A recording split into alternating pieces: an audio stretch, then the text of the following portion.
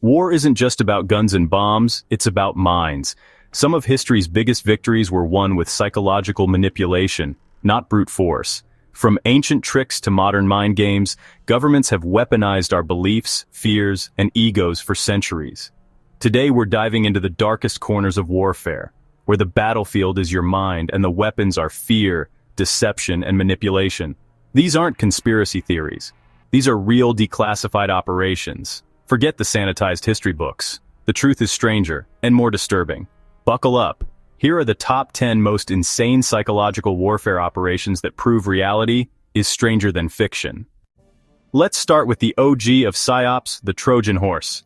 After a decade-long stalemate, the Greeks built a giant wooden horse, left it outside Troy, and pretended to sail away. They left behind Sinon, who spun a tale. The horse was a sacred offering to Athena. The Trojans, desperate for the war to be over, ignored warnings and dragged the horse inside their city. That night, Greek soldiers hidden inside the horse opened the gates for their army. Troy fell, not because its walls were weak, but because its people's minds were hacked. The Trojan horse is the blueprint for psychological warfare. Why break down the gate when you can convince your enemy to open it for you? It's a tactic so effective, we still use the term Trojan horse today. The lesson? The most powerful weapon is a well-told lie. The Greeks didn't just win a war, they rewrote the rules of battle. The story endures because it's the ultimate proof that the mind is the real battlefield. Every modern psyop owes a debt to this ancient trick. It's not just a myth, it's a warning. Trust, hope, and pride can be turned against us. The Trojan horse shows that sometimes the enemy is already inside. In war, what you believe can kill you, and that's why psychological warfare never goes out of style. Fast forward to the Vietnam War, where the US military tried to demoralize the enemy with condoms. Operation Condom Leaflet involved dropping oversized American condoms labeled small over enemy territory. The message? We're bigger, stronger, and we'll take your women too. It was a direct attack on masculinity and self-worth. The goal certainly wasn't safe sex, it was to plant insecurity and doubt in the minds of Viet Cong soldiers. Imagine fighting for your life only to be taunted from the sky about your manhood. Did it work? Who knows? But it's one of the weirdest psyops in history. It proves that in psychological warfare, nothing is too personal or too bizarre. The battlefield isn't just physical, it's emotional and psychological. Sometimes the strangest weapons are the most effective. The US tried to win by making the enemy question themselves. It's a reminder, in war, even a joke can be a weapon. The line between clever and crude is thin. And sometimes the fight for hearts and minds gets very, very weird. Welcome to the strange side of psychological warfare. Still in Vietnam, but this time the weapon is fear of the afterlife. Operation Wandering Soul exploited Vietnamese beliefs about restless spirits. US forces blasted eerie recordings of ghosts wailing in the jungle, warning soldiers to abandon the fight or be doomed to wander forever. The effect? Sheer terror. Some Viet Cong fled or surrendered, convinced the dead were calling to them. This psyop didn't invent a fear, it amplified a real cultural terror. The most effective ghosts are the ones we already believe in. Psychological warfare works best when it turns your own mind against you. Sometimes the scariest weapon is your own imagination. Psyops aren't just for foreign enemies. In the 1960s and 70s, the CIA turned its tactics inward with Operation Chaos. The goal: disrupt and discredit domestic dissent, especially anti-war groups and civil rights groups. The CIA illegally spied on hundreds of thousands of Americans, infiltrating activist groups and sowing paranoia. Agents spread rumors, forged documents, and encouraged infighting, making people suspect their own leaders. The result? Movements imploded from within, trust evaporated, and paranoia reigned. Operation Chaos proved the battlefield of the mind can be anywhere, even at home. The legacy is a deep distrust of institutions that lingers today.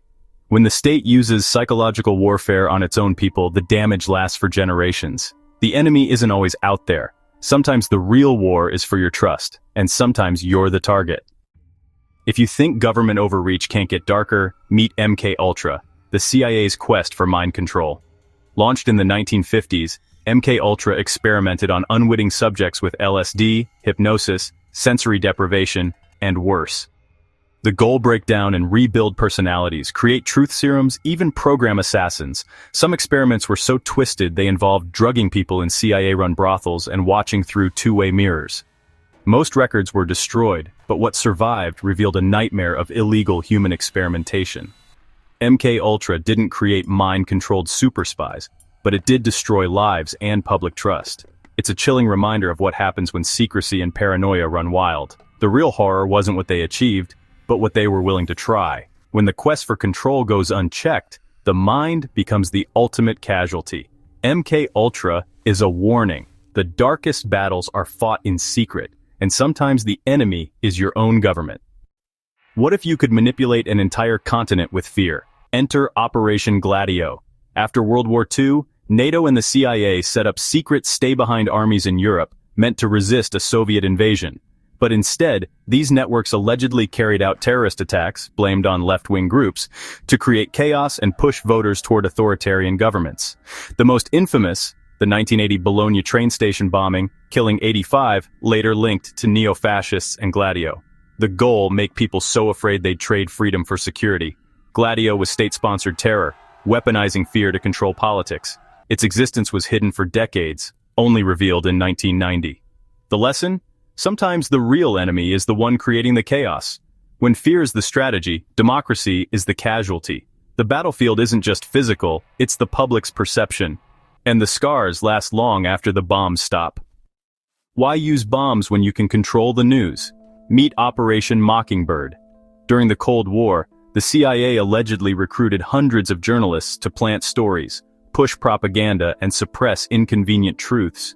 Major newspapers and networks became tools for shaping public opinion and gathering intelligence. The line between journalism and espionage blurred. Sometimes they were indistinguishable. The result? A media landscape where truth was just another weapon. Even after exposure, the legacy is distrust. If the news can be manipulated, who do you believe? Operation Mockingbird shows that information is the ultimate battlefield. Control the narrative and you control reality. The scars of this Psyops still shape our trust in media today. In the war for your mind, the pen is mightier than the sword. Not all Psyops are sinister. Some are pure genius. Enter the Ghost Army of World War II. This secret US unit used inflatable tanks, fake radio chatter, and sound effects to fool the Nazis into thinking Allied forces were where they weren't. Artists, engineers, and set designers created entire phantom divisions overnight. Their illusions drew enemy fire and saved thousands of lives. The Ghost Army's greatest trick: convincing the Germans to defend the wrong place, letting real troops attack elsewhere. Their work was kept secret for decades, but their creativity changed the course of battles. Sometimes, psychological warfare is about art, not terror. The Ghost Army proves that deception can save lives. In war, imagination is a weapon. The best illusions are the ones that never get discovered. And sometimes, the greatest victories are invisible. If the Ghost Army was a grand illusion, Operation Mincemeat was a masterclass in detail.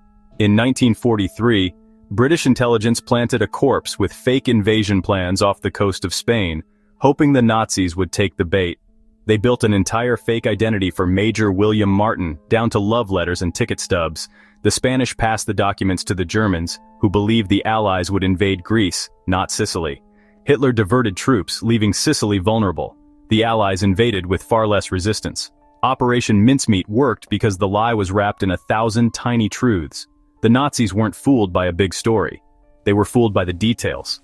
In psychological warfare, credibility is everything. Sometimes the smallest deceptions have the biggest impact, and sometimes a dead man wins a war.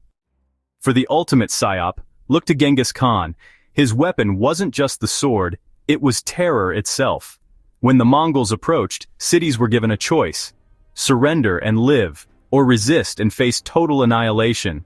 Those who resisted were slaughtered, but survivors were allowed to escape, to spread tales of horror to the next city. The legend of Mongol brutality grew with every retelling, paralyzing enemies with fear before a single arrow was fired.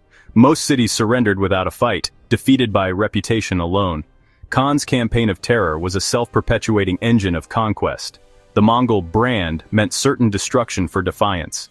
This strategy let a small force conquer vast lands quickly. The real battle was fought in the minds of his enemies. Genghis Khan didn't just command an army, he commanded fear. His legacy: the most powerful force in war is what your enemy believes you can do. Sometimes terror is the ultimate weapon. 10 psychological warfare operations, proof that the real battle is for your mind. From ancient tricks to modern media, the goal is always the same: control the narrative, control reality. Today, the battlefield is digital algorithms and targeted ads shape what you see and believe. Every scroll, every share is part of the game. The question isn't if you're being targeted, it's whether you recognize it. Knowledge is your best defense. If this video made you question what you know, subscribe for more. In the war for your mind, stay skeptical, stay informed, and remember, knowledge is power.